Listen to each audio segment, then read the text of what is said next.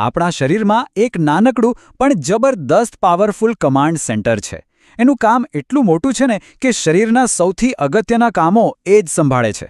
તો ચાલો આજે આપણે આ જ એડ્રિનલ ગ્રંથિના રહસ્યોને જાણીએ. આ સવાલ છે ને એ સીધો જ આપણને આજના ટોપિકના મૂળમાં લઈ જાય છે. અને સૌથી મજાની વાત શું છે ખબર છે? આનો જવાબ પણ આપણા શરીરની અંદર જ છે. સારું, તો ચાલો આમાં થોડા ઊંડા ઉતરીએ. સૌથી પહેલાં એ સમજીએ કે આ ગ્રંથિઓ આખરે શરીરમાં છે ક્યાં અને એમની રચના કેવી છે. જુઓ, આનું નામ જ કેટલું મજેદાર છે, એડ્રેનલ, જેનો મતલબ થાય છે કિડનીની પાસે. અને બીજું નામ છે સુપ્રારેનલ, એટલે કે કિડનીની ઉપર. મતલબ કે એના નામમાં જ એનું એડ્રેસ છુપાયેલું છે. એટલે કે એ આપણા શરીરની અંદર એકદમ ઊંડાણમાં અને સુરક્ષિત જગ્યાએ ગોઠવાયેલી છે, જે પેટનું અંદરનું પડ હોય ને, જેને પેરિટોનિયમ કહેવાય, એની પણ પાછળ. આટલી સુરક્ષિત જગ્યાએ હોવાથી શું થાય? બહારના કોઈપણ આંચકાથી એને રક્ષણ મળે છે. ચાલો હવે એડ્રિનલ ગ્રંથિના બે મુખ્ય ભાગ છે. એમાંથી પહેલા ભાગને સમજીએ. એ છે એનું બહારનું પડ, જેને કહેવાય છે કોર્ટેક્સ. આમ સમજો કે જાણે કોઈ ફેક્ટરીનો પ્લાનિંગ ડિપાર્ટમેન્ટ હોય ને, જે ઉતાવળ નથી કરતો, પણ ધીમે ધીમે અને સતત આખા શરીરનું મેનેજમેન્ટ સંભાળે છે. હવે આ કોર્ટેક્સ છે ને, એની અંદર પણ 3 અલગ અલગ લેયર્સ એટલે કે સ્તર છે. અને દરેક સ્તર જાણે એક અલગ જ પ્રોડક્શન લાઇન હોય એવું કામ કરે છે, જ્યાં અલગ અલગ પ્રકારના હોર્મોન્સ બને છે. તો આ ત્રણેય સ્તર શું કામ કરે છે એ યાદ રાખવું છે. એકદમ સહેલી ટ્રીક છે. ક્ષાર, શર્કરા અને સેક્સ. પહેલું સ્તર ગ્લોમેરુલોસા આપણા શરીરમાં ક્ષાર એટલે કે સોલ્ટ બેલેન્સનું ધ્યાન રાખે છે. બીજું સ્તર ફેસિક્યુલાટા, શર્કરા એટલે કે શુગરને મેનેજ કરે છે. અને ત્રીજું રેટિક્યુલારિસ, એ સેક્સ હોર્મોન સાથે જોડાયેલું છે. છે ને એકદમ સિમ્પલ. આપણે બધા કોર્ટિસોલને સ્ટ્રેસ હોર્મોન તરીકે જ ઓળખીએ છીએ, બરાબર? પણ એનું કામ ખાલી એટલું જ નથી. એ તો એનાથી ઘણું વધારે છે. હકીકતમાં એ તો આપણા શરીરનું રોજનું એનર્જી સાયકલ ચલાવે છે. સવારે આપણને ઊંઘમાંથી જગાડવાનું કામ અને પછી આખો દિવસ એક્ટિવ રાખવાનું કામ, આ બધું એ જ સંભાળે છે. સારું, તો પ્લાનિંગ ડિપાર્ટમેન્ટની વાત તો થઈ ગઈ. હવે વાત કરીએ જ એ જ ફેક્ટરીના ઇમરજન્સી રિસ્પોન્સ યુનિટની. આ છે એડ્રિનલ ગ્રંથિનો અંદરનો ભાગ, જેને કહેવાય છે મેડ્યુલા.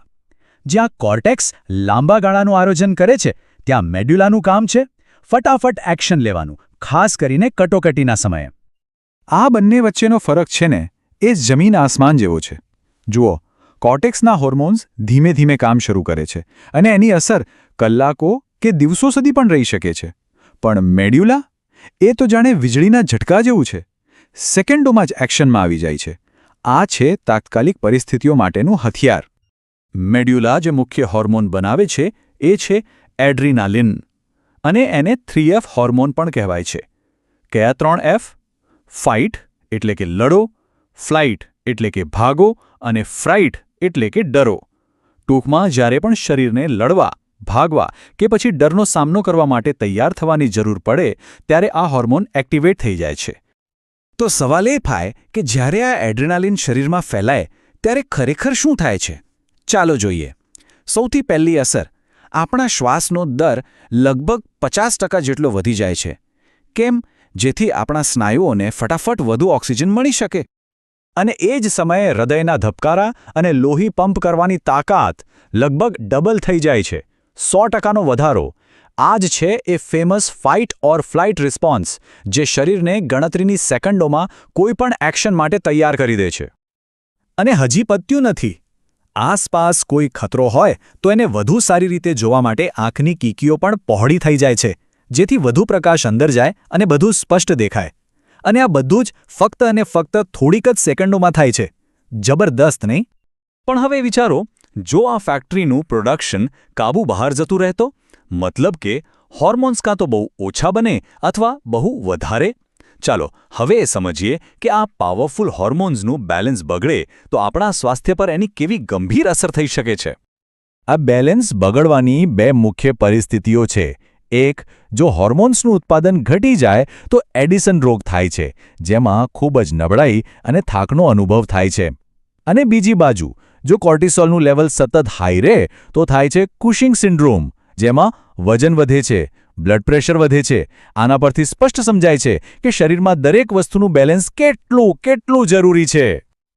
તો જો આ એક જ ગ્રંથિના બે કેવા અલગ અલગ રૂપ છે.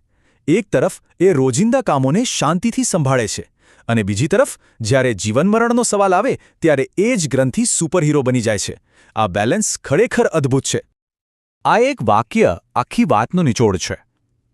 એડ્રેનલ ગ્રંથિ સાચે જ આપણા શરીરની એક કમાલની અને વર્સેટાઇલ મેનેજર છે. પછી ભલે સમય શાંતિનો હોય કે કટોકટીનો, એ બંને પરિસ્થિતિમાં શરીરનું રક્ષણ કરવા માટે હંમેશા તૈયાર રહે છે. તો આ બધી વાત પછી અંતમાં એક સવાલ મનમાં આવે છે. જો આટલી નાની એવી એક ગ્રંથિ આપણા શરીરને રોજબરોજના નાના મોટા સ્ટ્રેસથી લઈને જીવનમરણની પરિસ્થિતિઓ બંને માટે તૈયાર કરી શકતી હોય, તો એ આપણી માનવ ક્ષમતા, આપણી અંદરની તાકાત એટલે કે રિઝિલિયન્સ વિશે આપણને શું શીખવે છે? ખરેખર આ એક ઊંડો વિચાર માંગી લે તેવી વાત છે.